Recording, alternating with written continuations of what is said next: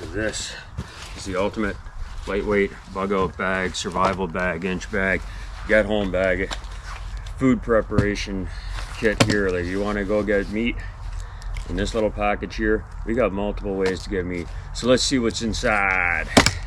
So first off, we have, holding it all together here, I have a sling I made. It's a 5-strand paracord sling, and this thing here will outdo a slingshot any day. Shepherds used it for protecting against sheep against wolves, and it's been a weapon of war. This thing here will do give a lot of power, and it won't run out. Your elastic bands aren't going to break, and you're not going to end up without a weapon. And you just pick up stones and you sling them. We'll try that in a second here. Then next we have a bola, which is basically just 3 stones or 3 nuts, anything like that. I usually grab one here, and I grab these 2 so they don't, and you throw it and it'll all just spread out and snag up your animal. That's also been a weapon of war, where they would throw it into the legs of soldiers running towards them or people running away from them. It would tangle up their legs, trip them. You can take them down. You could use them for long-legged animals like deer, elk, gazelles, different things like that, zebras. But what I'd mainly use that for would be birds, especially like geese with their long necks and their wings. You'd be able to tangle them up pretty good, and then you can dispatch them. Then after that, I have the cold steel Bushman Bowie here. This makes a spear. The spear is a deadly weapon for hunting. It's been used for hunting for thousands of years.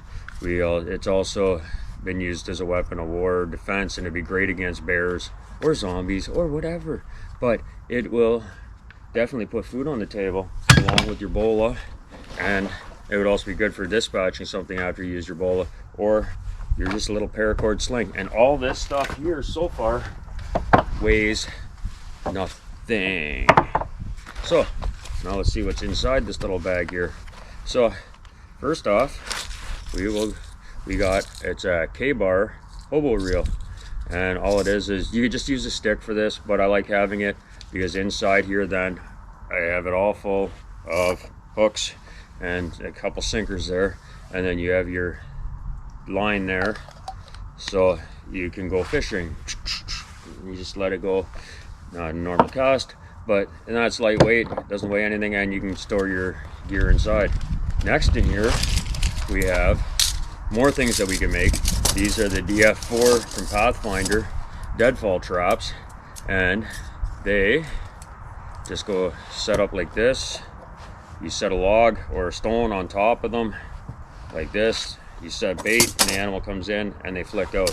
Now you can make deadfall traps, but that's going to take time. And if you're in a survival emergency situation, a bug out, or you're never coming home but you're on the move, you got to tear down camp every day. You got to make camp every day. You got to find water every day. You got to find food every day. You got to cook.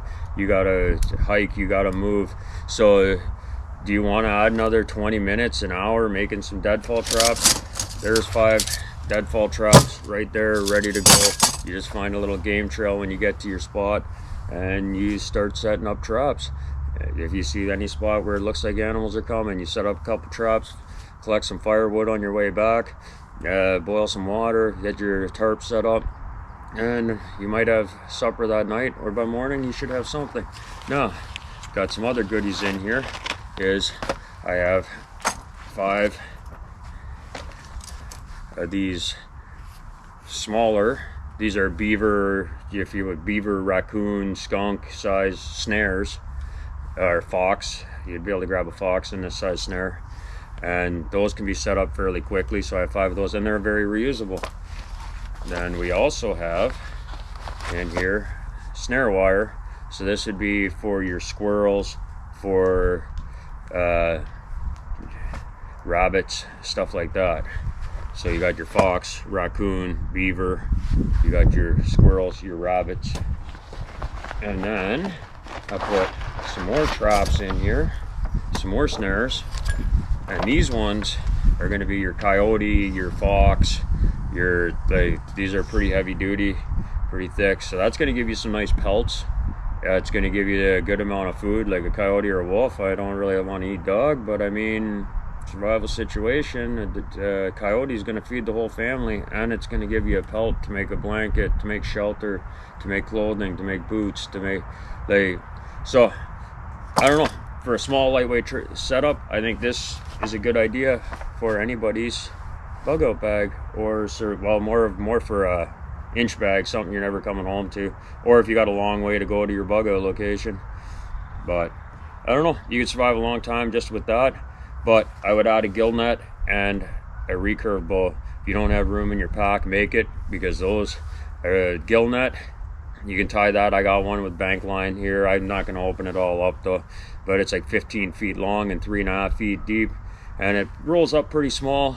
And I mean, that during the summer months or the late spring, early fall, that alone could probably feed my whole family in the places I plan on going.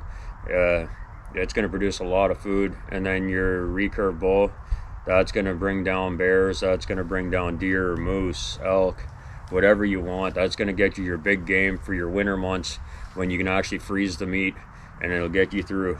So that's another important thing. Stick to the small, medium game during the summer, and once it freezes, then go after your big game, because you're never going to smoke all the whole moose. So thanks for watching. God bless. See you next time.